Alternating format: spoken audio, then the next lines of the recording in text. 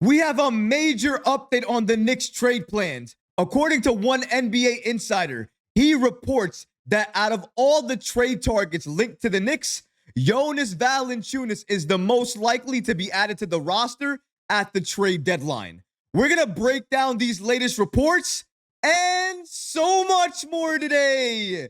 If you're not already subscribed to the channel, go ahead and hit that subscribe button now. And make sure you have notifications turned on so you don't miss a second of the new content. And now, let's get started. Jonas Valanciunas is the most likely to be traded to the New York Knicks. For weeks now, we have been reporting a couple of different trade targets linked to the Knicks. We talked about Walker Kessler. We talked about Jalen Duren out of Detroit. We talked about Robert Williams III. So many different trade targets. But another person we spoke about at length was Jonas Valanciunas. Now, that was for a number of reasons, but in my opinion, one reason specifically. The Knicks own Washington's first-round pick. And even though it's heavily protected and it really doesn't mean anything to us, it means a lot to Washington. And as long as that's the case, the Knicks and the Wizards are always going to be linked. But according to Howard Beck, an NBA insider with The Ringer, he reported that out of all the targets that have been linked to the Knicks out of the last few weeks, Jonas Valanciunas is the most likely to be added to this roster. Let's break down these latest reports from Beck about what he says about Valanciunas being added to this team. NBA insider Howard Beck with The Ringer recently reported that out of all trade targets linked to the Knicks, Jonas Valanciunas is the most likely to be added to the roster. According to Beck, if you scan the league for centers that could be on the move at some point or be available, there's not a ton of options. Jonas Valanciunas seems like the most likely one. He's on a very reasonable contract, and I think the Wizards signed him purely for the purpose of saying, let's use our cap room and get to the salary floor. He's not going to be part of their long-term plans, but he's an asset they can move later. Beck continues here by stating, I have no doubt in my mind that the Knicks will be scouring the market for another center. Jonas Valanciunas cannot be traded until December 15th due to the offseason deal he signed. Besides the Knicks, the Lakers are another team that could potentially target Valanciunas at the deadline.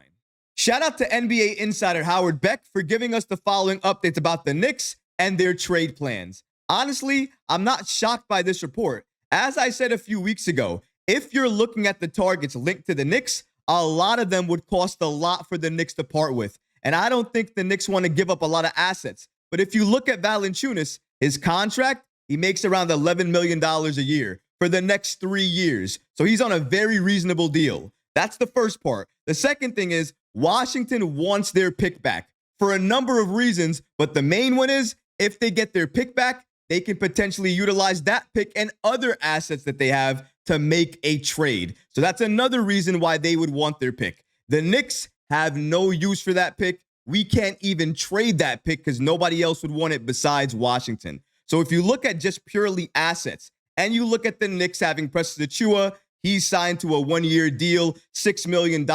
He's waived his no trade clause, so he's available for trade as soon as the trade deadline. He's eligible at December 15th. Same time as Jonas Valanciunas. Not only that, but the Knicks also have access to the MLE. And the main reason I have been begging the Knicks to utilize the MLE and sign another player, potentially a center, and add them to this team is because if you do that, then you could potentially add Precious, whoever you sign with the MLE, that protected Washington pick, and any other assets potentially that Washington would want in a Valanciunas trade. And honestly, I think the Washington pick, Precious Achiuwa, and whoever we sign with the MLE would likely be enough for Washington to pull the trigger on a trade and trade Valanciunas to us so we can add him to this team. And let me remind you guys, even though Valanciunas isn't what he used to be, he still can rebound with the best of them. He can't really block as many shots, but he can still defend and block shots. Under Tom Thibodeau, he would be a better defender. He's obviously a little bit older right now, so he's not going to be capable of doing everything he used to be able to do. But being able to stretch the floor, shoot some threes, shoot those mid-range shots, bang down low, grab important rebounds, and be able to keep the ball alive, he's going to be able to do that and more for this Knicks squad. And if he's going to be a backup for you, maybe playing 20 to 25 minutes a night, and he can play starter minutes for you in the event Mitchell Robinson goes down. This is why the Knicks are likely going to add Valanciunas to this team. But don't get me wrong here. I'm not saying Valanciunas is their number one option. He's likely not their number one option. In my opinion, I would think an option for them that would be preferred is a younger center that can still develop into a defensive monster. And really, there are two players that could potentially be available at the deadline that fit the bill there. We're talking about Walker Kessler out of Utah and Jalen Duren out of Detroit. And honestly, for the Knicks to get either of those players, the cost will be significantly high, way higher than it would be for Jonas Valanciunas. So that's why I'm not surprised to hear that the Knicks are most likely going to add Valanciunas at the deadline. I'm not saying that's what the Knicks want to do, but if they're forced into a corner and they have no other move to make, Valanciunas will be a Knick. They're going to look at other options, though. They're exploring all options. They've done that since the offseason. Since they've lost Isaiah Hartenstein, that's all they've been doing. And even though this Knicks front office gets a lot of praise, and deservedly so, they deserve a lot of that praise because they've made moves that a lot of us believed could never happen, especially the Mikal Bridges deal. However, that doesn't absolve them for all of the other issues that we have with this team. The main one being the center position. That's why Leon Rose and this Knicks front office needed to address that. They had opportunities to do that during free agency, but they didn't get there fast enough. They were prioritizing trades. And then when they went to free agency, there was nobody left. Or if there was somebody left, it was nobody that they really wanted to add or consider adding to this team. They probably at this point in time want to wait till the buyout market so they can utilize the MLE. The problem is if they do that and they still want to make that trade for a center at the deadline, then they're going to have to include other assets, potentially assets you don't want them to include. I'm talking about Deuce McBride. I don't want to see Deuce traded, especially for some guy like Valanciunas, because I'm not going to knock Valanciunas and his impact. I still think he can be helpful to any team he goes to, especially a contender. But you're not going to trade a piece like Deuce for a player like Valanciunas at this point of his career. If I'm trading Deuce McBride, it's going to be for a young developing center that I can still utilize each and every year. So I'm talking about Kessler and Duren. If none of those guys are on the table, then guess what? Deuce McBride is not on the table. He has a great contract. His impact is off the charts, and all I have to do is point to last year's postseason. He was one of the main contributors off the bench, at some points in time doing better than Dante DiVincenzo did on the court. That's something to be praised, and because of that, he's going to be a force off the bench for the Knicks until we see a trade package on the table that makes sense for us to move him. Until then, Deuce is staying with the Knicks. We're not going to move him for just any player. It has to be a player that moves the needle, if only just a little bit.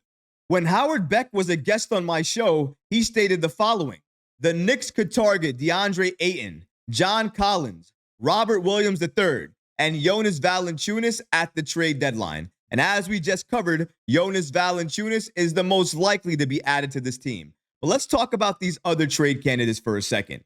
DeAndre Ayton.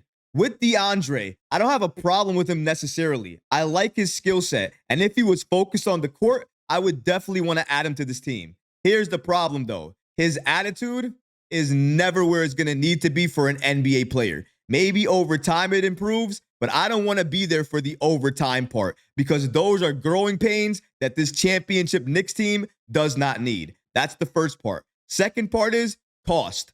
The cost to trade for Ayton is likely going to be extraordinary. And because of the contract and the money he makes, you're likely going to have to include one of the Knicks' core players in that trade. And I do not think the Knicks are going to be willing or even want to do that before they see a full season of what this current Knicks team can do. That's the first name. Let's go to the second name that he mentioned there. John Collins. Honestly, guys, I forgot he was even on Utah. But when you take a look at him, take a look at his skill set and his contract, it might make sense for the Knicks to go after him. For the same reason, it would make sense for the Knicks to go after Capella in a trade. Because if they trade for Capella, but they want to reset at the center position, and they don't want to have Capella as part of their roster moving forward, he's a free agent after this year, so they can let him go. The same thing is true of John Collins, but they still would have to give up significant assets. Mitchell Robinson is likely gone in any of these deals, especially for the deal for John Collins. If other players and their value come down a little bit, then you can also add them to the list. But if you know anything about Leon Rose and what he looks at, not only impact, not only what that player could mean to this roster now and in the future, but cost. Cost is always going to be the driving force and the number one factor. If the cost makes sense for Leon Rose, he is going to make that deal happen, and likely the Knicks are going to be a better team because of it. Robert Williams III, I would love him in an ideal world, but in an ideal world as well, he would be fully healthy. He's not fully healthy, and because of that fact, the Knicks are not going to double down on the same problem. Imagine having Robert Williams III as the backup to Mitchell Robinson. One injury-prone player backing up another injury-prone player. It's clear at this point, they like having access to the MLE, likely because they want to utilize it during the buyout market. So I've kind of accepted that at this point. But we also know we need more size in training camp. So I also expect them to sign somebody else on a training camp deal, somebody with size to add to this team. Remember, Mitchell Robinson is not going to be there during camp. It gives Jericho Sims the best opportunity to shine, show everybody what he can do, and potentially carve out some playing time for himself next season. Only time will tell to see what the Knicks do heading into camp, if they add any more big men to the team, what Sims' impact is going to be, and when Mitchell Robinson does return. But we know, regardless of health, the Knicks are prioritizing adding another big man to this team. They're likely going to do so at the trade deadline, and according to reports, the main player going to be added to this team is Jonas Valanciunas. Let me know how you guys feel about that in the comment section below, guys, because honestly, I would love to hear from you. But that's going to do it for this episode. I hope you enjoyed it. And if you did, go ahead and smash that like button, leave a comment below. And of course, guys, please subscribe to the channel.